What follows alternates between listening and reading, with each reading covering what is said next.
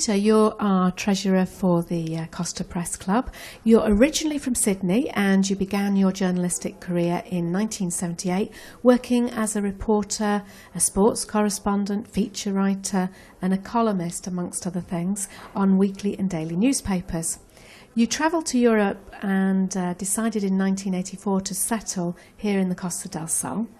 Tell us what you've been doing in Spain since then. You've been working in a variety of different media. Yeah, well, when I first came here, I was very fortunate to get a job in one of the few magazines. It was called Costa Golf. It was, as the name suggests, it was a golf magazine based here and talking about Spanish golf, which I was there for a few years, and then I left and did a bit of freelance work for weekly magazines and helped set up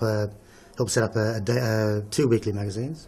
Sunday Sun, if people might remember that back in the 90s. I worked for another magazine called The Reporter, which was also based here in Fuengirola. And after that for a couple of other magazines, one Real Estate Companies magazine and more recently for High Society, which was sort of completely different, in a completely different direction, which was a Marbella magazine, which is, as its name suggests as well, was High Society in the area. And if you had a choice, what style of writing would you like, or what subject would you like to focus on? I think it'd be politics. When in Australia, I was a political journalist mostly, and I really enjoyed that. I sort of thrived on that. It was I'm very interested in politics. So there's not really that much scope for it here, but if there were, yeah, I'd definitely be writing about politics. And what are you currently doing? Well, obviously, like most people, I suppose, here I'm affected by the crisis, and these days there just aren't as many jobs as there used to be, staff jobs, full-time jobs for journalists.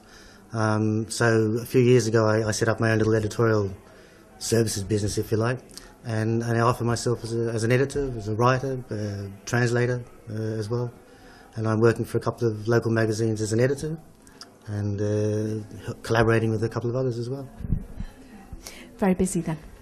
It is, yeah, but it's good. I'm lucky. You know, a lot of people are struggling, and as we know very well, they're not only journalists, but a lot of people in Spain are really suffering from what's happening over the last few years, and we're just very fortunate, those of us who've got a job.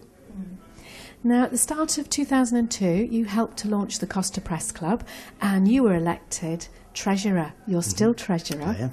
Can't get out of it. And you'll have seen the press club grow and grow, and of course there's a lot of different nationalities involved, as we discussed with Hesper, the president. But what do you believe are the most important factors concerning the club?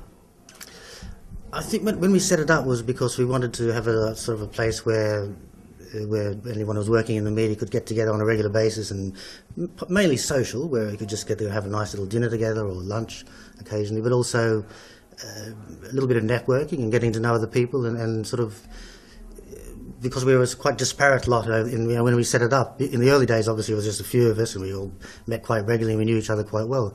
But there became so many magazines, so many media outlets. It was quite a disparate lot of people we never even really met very regularly. So the purpose was then, and even now today, is just to bring everyone together who's working in the industry, partly social, like tonight we're having a dinner, and partly a little bit of networking, and partly just to get to know what other people are doing and talk about the industry among ourselves. So really what we set it up for 11 years ago, it's really the same. We have the same objective, to bring people together of all nationalities, of different media.